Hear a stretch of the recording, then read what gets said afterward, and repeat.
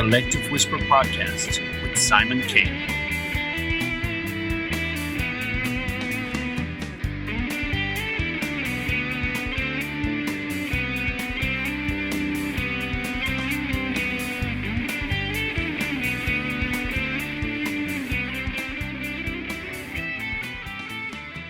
Hello, everybody, and welcome to this episode of the Collective Whisper Podcast. I am your host, Simon K., and we're glad you could join us. Today we have an exciting guest, Mary Aloe, all the way from Los Angeles in America. But before we talk to Mary, let's just remind you guys, please follow the show, subscribe, tell your friends, come on board. Lots of great guests for you to hear. So let's move on. Mary Aloe is an American film and television producer focusing on faith-based action and drama. She is the owner of Aloe Entertainment, based in Beverly Hills, California, which has produced movies including Bruised with Halle Berry Marlowe with Liam Neeson, Battle in Seattle, When a Man Falls in the Forest, While She Was Out, Numb, Tortured, and The Princess and the Marine. Aloe was born in Philadelphia, Pennsylvania, and the youngest of three girls. She moved to Los Angeles to attend the University of Southern California, where she participated with other students on a music magazine titled Rock, distributed in 35 countries. Her interest in journalism led her to work as an entertainment reporter for US Weekly and Entertainment Weekly Radio. Aloe moved to New York and transitioned to producing talk shows such as CBS's Heraldo. She went on to produce reality TV shows and specials such as The Susan Powter Show, Caught in the Act, and Case Closed. Aloe's first executive producer credit was for the Columbia TriStar television movie The Princess and the Marine. She followed with producing feature-length films When a Man Falls in the Forest. Mary Aloe participates in charities that support children, women, and animals. She's an active supporting member of the Pasadena Humane Society and Pit Bull Rescue. Welcome to the show, Mary. Hello, Mary Aloe. Welcome to the show. Great to have you here. It's been a long time coming. We've been wanting to talk and do this for a while, so I appreciate your patience on my busy schedule. And I know you've got one too. And I'm part Irish, and I know you're from Galway, and I'm actually doing a movie in Ireland right now, hopefully to get out there soon with Anthony Hopkins and Matthew Good and Sony. And I've got a great movie coming out that we shot part of it in Ireland and with incredible Irish actor Liam Neeson, coming out February 8th, 2,000 screens in America. That's brilliant. And right now, obviously, with the Oscar nominations, the Irish are in the news a lot with so many Oscar nominations. So it's a really strong time for Irish actors and the Irish acting scene. 100%. Well, Ireland, and it is an incredible place to shoot, and they're smart. They have maximized their tax incentives to wonderful, wonderful grants and incentives for filmmakers like myself, producers, writers, to be able to work there. I'm doing another movie as well this year with Benedict Cumberbatch producing as well, and I'm producing, and he's starring with himself and Laura Dern and Noah Jupe from Quiet Place 1 and 2. And we're shooting that in Cologne, Germany. And they also have incredible soft loans and Maximize, and doing another movie with two giant stars. I can't announce it. We're going to announce it in Berlin. I'm doing one of my own movies that I've co-written. We've got three of those going this year.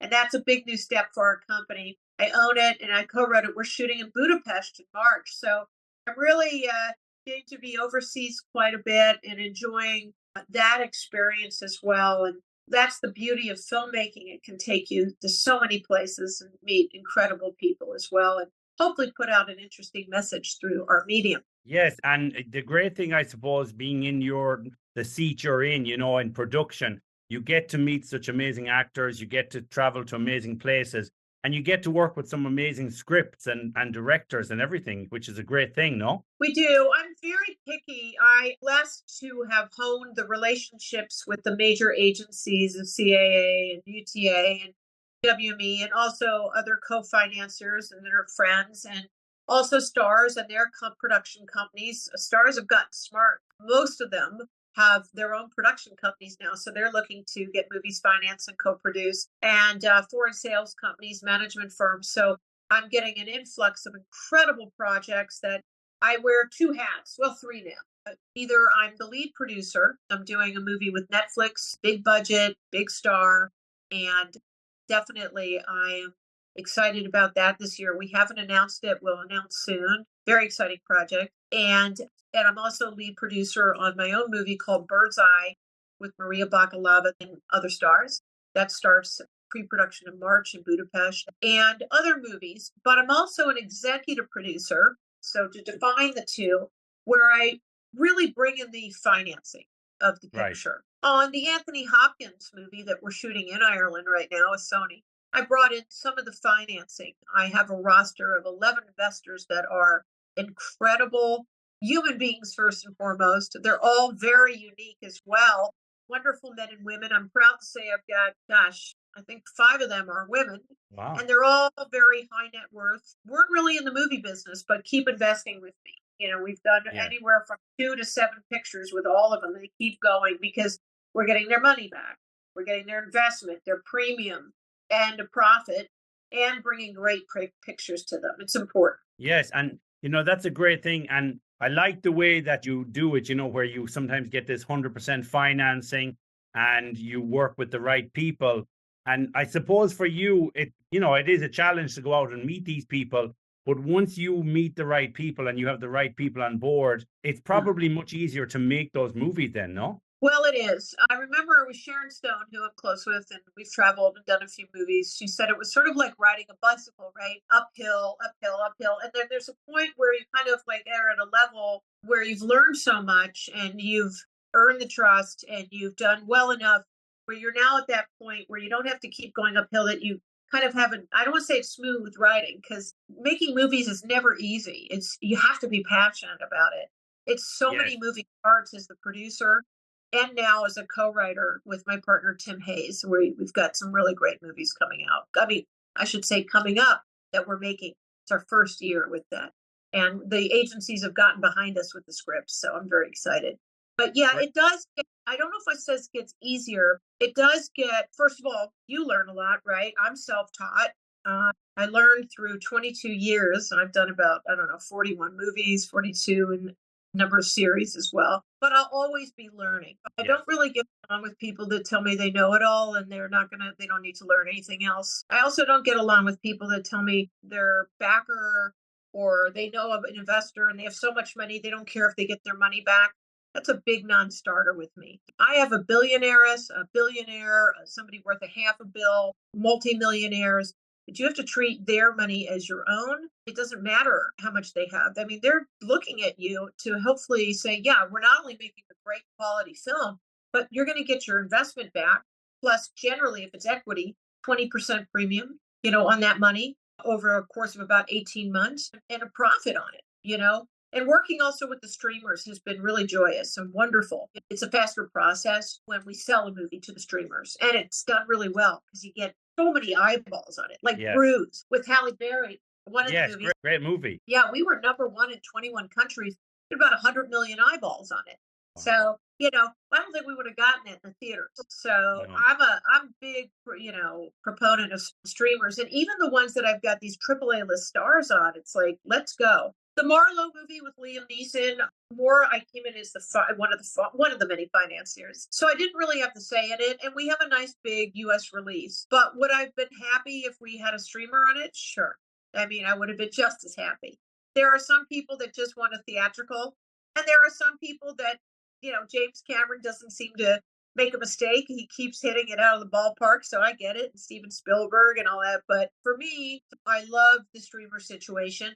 But if we have a great theatrical, that's wonderful too. You can't replace going to a theater, getting some good popcorn, mixing in a little bit of candy, and enjoying the experience on the big screen. That is still exciting. Of course. And, for you, when you going back a little, because you obviously worked on TV as well, and you worked on Geraldo and some other shows, was that a big difference moving from TV to film? Well, it's interesting you said that. So I moved to New York when I was younger and then ended up moving back and worked for news magazine shows at Paramount. I was actually a head of publicity for a publishing firm for self-help books. I had books like Drawing from the Right Side of the Brain, Love is a Drug, 40 something, the art of, all these different things.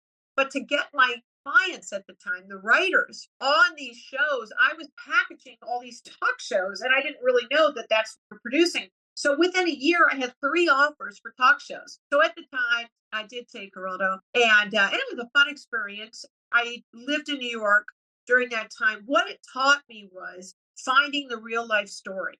Every morning, we had to look through newspapers and comb everything we could to really find the most incredible stories. What happened out of that was The Princess and the Marine, about a Marine that smuggled a Iranian Mm. princess to America. They fell in love, and that became one of the top 5 bidding wars for TV movies. Well, it was. It may not be now, but it was one of the top bidding wars. So it was like a 500,000. I'm like, oh, this is easy. Well, it wasn't. That was my first time out. It was when lightning strikes. I love the true life story. I still do a lot of those. They're the most meaningful to me, or things that are based on true events. The movie I'm doing that I own and I co-wrote, called Bird's Eye, is based on sexpionage, the art Okay. of sex and gaining, government secrets through that exploitation and assassination. Government secrets through seduction and this kind of thing. Yes, so that's our Wow. movie out of London years ago, and said I want to make this one day. So we're making it. It's my first movie that I co-wrote. We have a few going this year, and it is, the girls are called swallows and the boys are called ravens. Thus, it's called Bird's Eye. Ah, okay, yes. And so it's a very exciting action thriller, but it's based on a program that Putin had, really heightened during the KGB time, and what, infiltrating in America, UK. So we're not anti-Russian in any way or No. anti-American, but certainly we're showing the exploitation of what these beautiful young boys, girls out of high school, out of college, for their athletic prowess, their looks, their intelligence, serving Mother Russia. They had no idea that once they got in, they couldn't get out, at least. Yeah, sounds a really interesting movie. And, obviously with the Cold War and through history, lots of that has been touched on. But your story sounds like it's going to go deeper and it's going to go show hidden things that we've never heard about. Based on true events. And, it was really interesting. I had written it, started in 2016, but, was on everybody's tip of their tongue was Trump and COVID and all this over the last few years. And suddenly, unfortunately, then it became Putin. But that also gave way for us to be able to get this movie done and out. We think it's an important film to show. Very good. So let's talk a little about, how you actually kind of wanted to become a producer and how you wanted to work in journalism and so on. So when you were younger, what were your aspirations? What did you want to be when you were a teenager? Well, we just lost her. Barbara Walters was one of mine. I always looked up to Mm. her when I was young and all the way through life. I also took we called it the senior project, where I worked at the NBC local newsroom then and putting stories. So I think it was always inside of me, finding something deeper. What's really going on? I'm thinking back to my high school papers about cloning, different things that sort of weren't always the normal things to write about. So I always wanted to kind of go deeper. I was the kid that always raised my hand and asked why.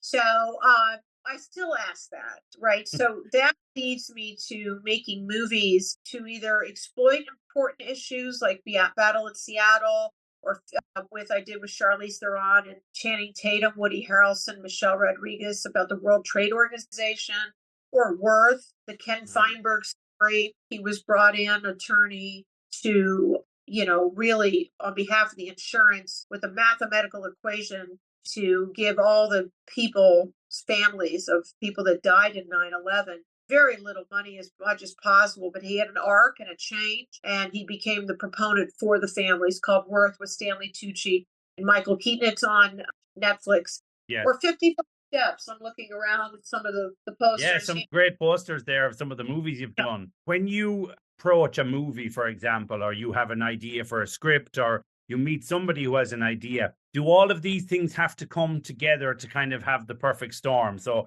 you have to have the financiers, you have to have a good script, you have to have the want to do that particular movie as well, I imagine. Well, I'd say the want and the desire, passion, Yeah, be writing. I mean, at least for me, I'm writing on the weekends and at nights with my co-writing partner, Tim Hayes. And it's like, it's a lot of yeah. work. For example, we've done 60 drafts on Bird's Eye. Okay. 60 that's going this year. I can't talk about it at the moment, but that's 57 drafts. So the amount of work that goes in it. So it's all passion, first of all. Right. Second of all, well, how do you take it from the idea or the book or this, to the screen? Well, I'm not a right brainer only, I'm a left brain. So I do left and right. So I'm a film finance expert. So then I start putting things all together. It's a lot of work. The equity, the senior lending gap, the gap of it, the mezzanine position, the distribution, and also the packaging. I'm a packaging producer, right? I'm the girl that if it does win an Oscar, and I've put it all together, I get to go up on stage, putting the stars in, the director, all that. It's so many moving pieces. A lot of people probably call themselves a producer or EP, but, I'm not sure everybody does everything that myself and there are many other people that I respect too. Sometimes I look at producers, you see their names and credits and everything, and TV shows and movies and everything. And, it's kind of a bit like music nowadays where you have so many songwriters involved in one song, and sometimes there's numerous. So I can imagine a lot of stars, just for even equity, want to have production credits, don't they? Bringing in equity is important. That's the hardest part. The senior lending against collateralized loan and sales is a little bit easier. The tax credits, many are incentives. There's a line of people that will finance those against those. But it's a lot of work. But, there are some people that'll push an email or a button and when you're a producer that works really hard, it's hard to see that. But, God bless them. I think what happens is, everybody wants their piece of the pie. And the problem is that people kind of say, well, yeah, I can be involved in that, or I want a part of it. And then, as you said, you're doing all the hard work and you can both have the same titles or whatever, but sometimes who's doing the work, don't you? Well, I do. You do. For sure. Listen, Simon, if you're sitting watching Netflix or Amazon or Hulu or HBO, or you're sitting in a theater, I'm not sure you would necessarily, or the audience would, but I can tell you that making them, I do for sure. Yeah. Yeah, no, I understand. I think it's a hidden art because I know myself, even when I got into podcasting and you have to, research the guests, you have to find the guests, you have to book, you have to do all these things. And then you kind of realize then the value of producer on movies. There's so many things they must have to do and many balls in the air, don't you? Tell my co-writing partner, because he's purely a writer and he's a great one, and I'm so grateful we've been working together and we're starting our next script.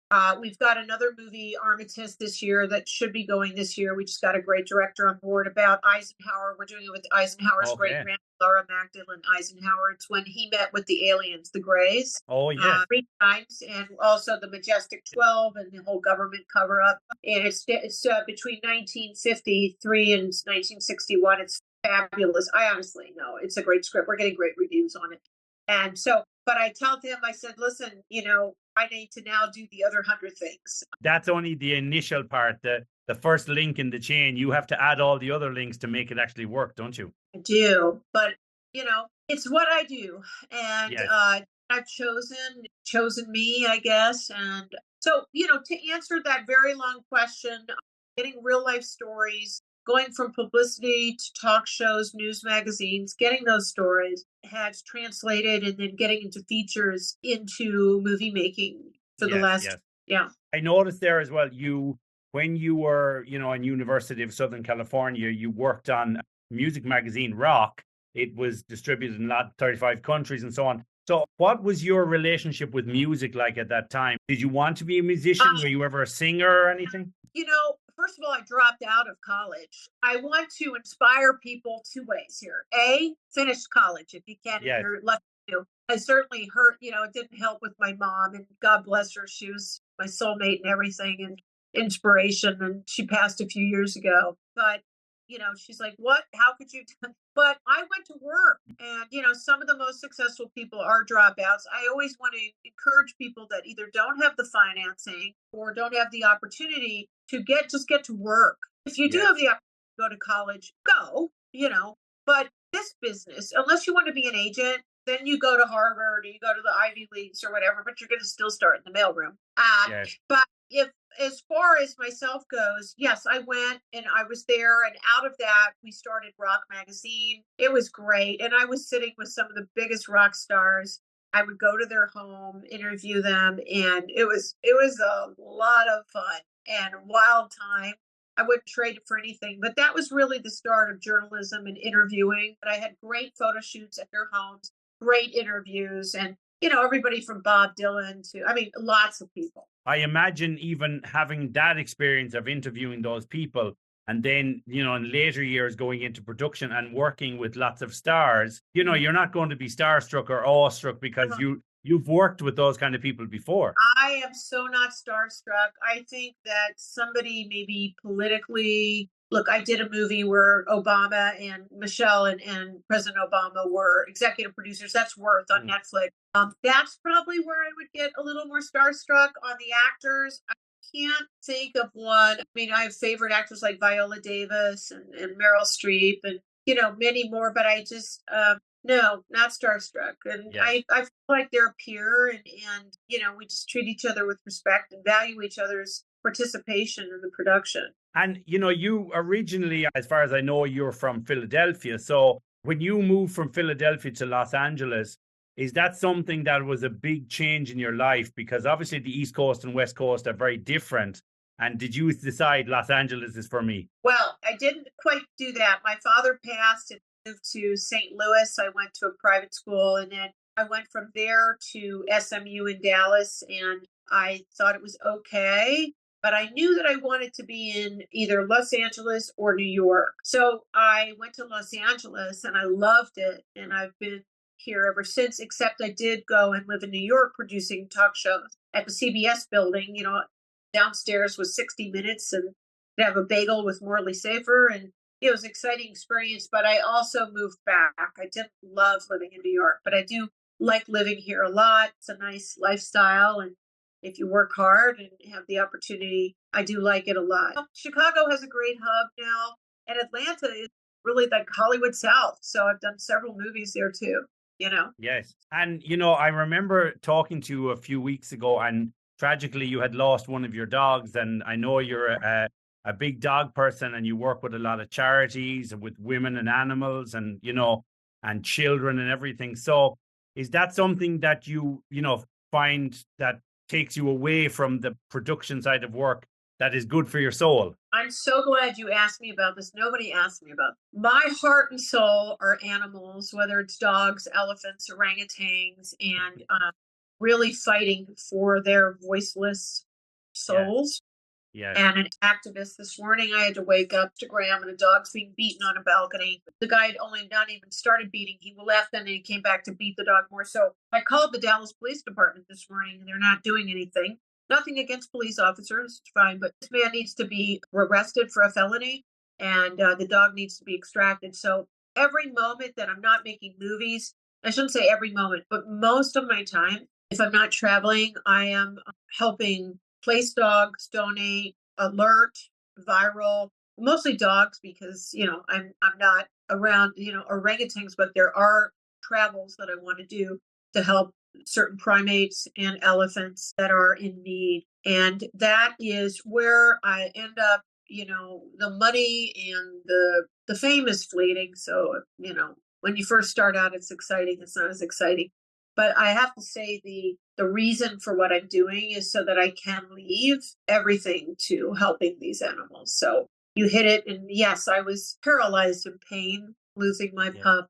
And I did a lot of healing and crying and healing. I do a lot of prayer. So I'm a faith-based girl. And luckily, I have one other pup that I rescued the same day, both on death row. They didn't know each other in 2011. So she's still with me. So she definitely got me through part of this process of healing. Yeah. But animals are great in that sense because the time, when you lose them and then you come across another animal, a rescue or something. I will always rescue. It's funny. One of my best friends, she's the #1 stunt woman in the world. And she used to have a big black wolf, and the wolf would fly first class next to her, a giant black wolf. Her new dog, they were in Bulgaria, they were in Ireland, they were in everywhere. It is a requirement to bring that dog, and so well done. So I, not now, my other dog is elderly too, but I think one day that's going to be a requirement, for emotionally supporting each other. I can't live in a world without pup and without rescue, by the way. I'm very vehement against buying dogs. I have friends that do. I don't hold back my opinion, but rescuing is so important. So you've hit my cause, and it's definitely animals. Ever since I've been a little girl, I've been like that. Yeah. Like there, when you talk about, the mistreatment of animals, also like you work with, women and children charities. So Yeah. do you see a correlation in all of those types of charities with bureaucracy and, the police and trying to file reports about mistreatment? And do you find that Yeah. there's a lot of that? It's very difficult. Look, I have respect for the police. Don't get Mm, me wrong. I'm in the Hollywood Hills, yeah, and you go down, and I am very blessed, a beautiful home, and I have a nice office, Beverly Hills, all that. But I'm going to say something that from my home, it's peaceful. I look at the Hollywood sign, the hills, the city life, and you can hear just the rustle of the wind, and then occasionally the coyotes. But you go 2 miles down, and it's like a war zone.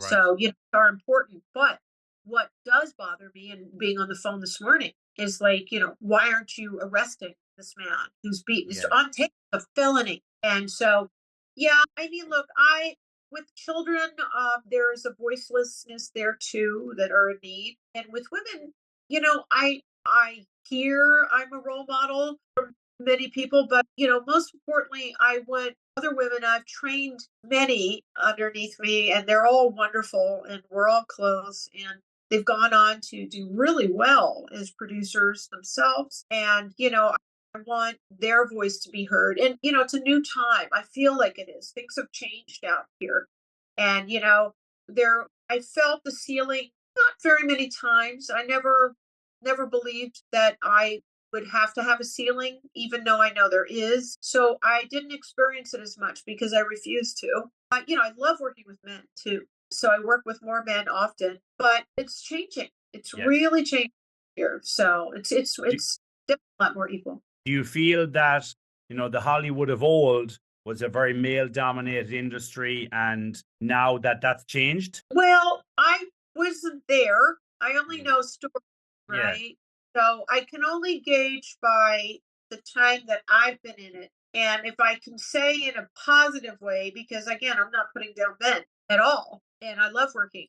I have so many mm, great guys to work with, and investors, and just other producers and directors and all sorts of stars. But I can't speak to the domination there, but I can say that there's a shift for the betterment and equality with women. And that's right. what I can say. There is a thing as well that's kind of prevalent in the acting world, which is that it's very difficult for some women when they get towards their 50s to be cast in roles. If they're famous, fair enough. But a lot of Yeah. other actresses who are like on the way up or have been working for years, whether it be in theater, TV, or film, once you hit a Yes. certain age, there's a lot of ageism for women, isn't there? There is, and you're right. I have many friends that are even big stars, were big stars, or are, and even that. And I think it's changing.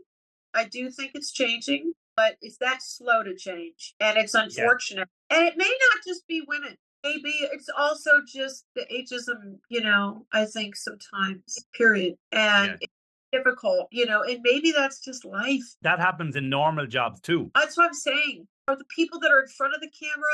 Yeah, it's probably harder because you're looking at everything, Yeah, right?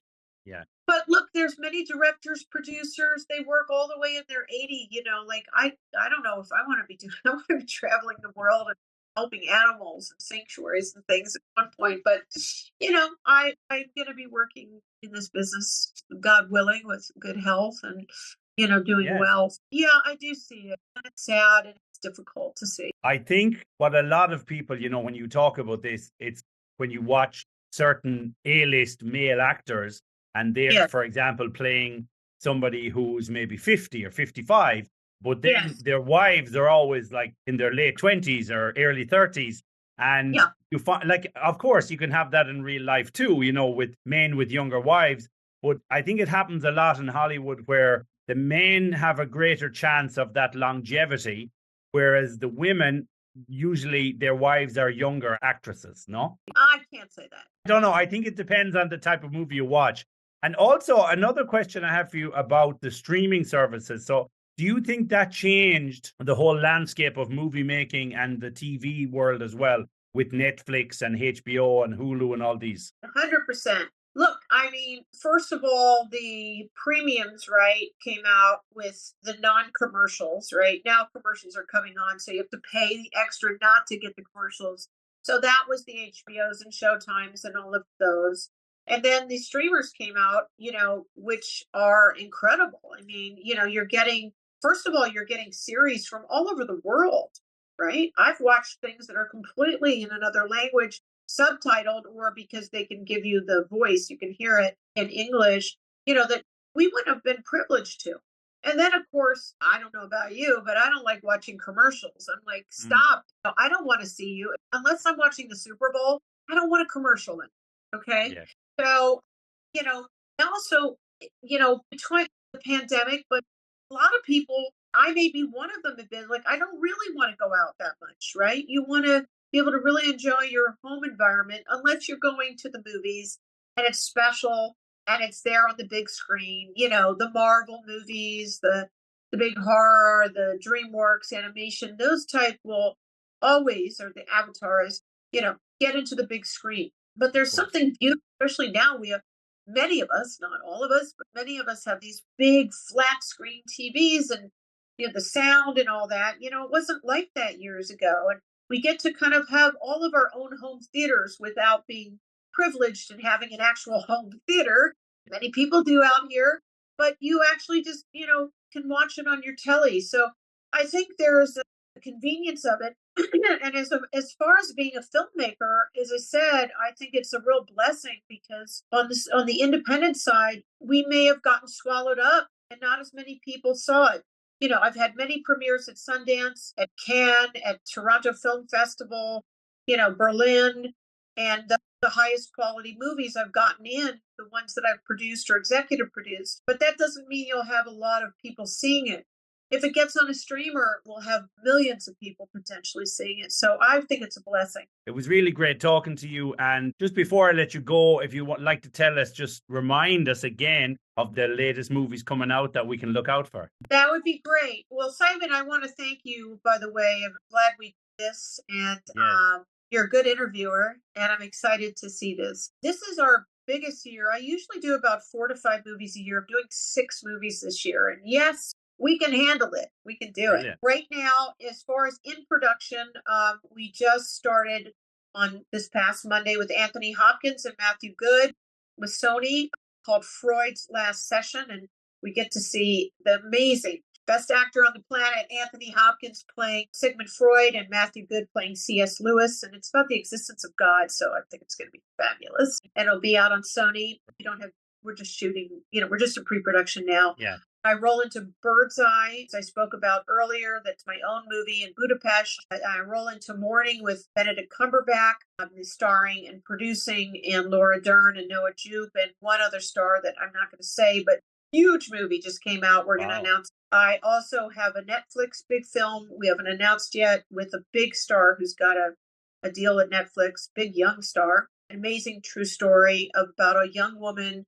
That plane got hit by lightning. She spiraled 10,000 feet in her chair, strapped to it, and landed upside down in the treetops of the Amazon and lived for 11 days, 18 years old in 1971. That sounds really good. And then we've got coming out this year, Tin Soldier with Robert De Niro and Jamie Foxx and Scott Eastwood, Clint's son, and Rita Ora, the pop star. Yeah. It's really about the government and PTSD. So it's a very important topic, but very exciting picture. And also Marlowe's coming out, as I said, with Liam Neeson and Diane Kruger, Jessica Lange, and 2,000 screens, February 15th in America. And I know I've got some other movies coming out. I can't think Don't worry. That sounds like a lot. Well, listen, Mary, it's been a pleasure talking to you. And I want to commend you on all the great work you've done and, for being a strong, strong woman in Hollywood and showing your worth. Excuse the pun. And so we look forward to talk to you in the future. So thank you very much, Mary Aloe. Thank you so much. Thank you very much.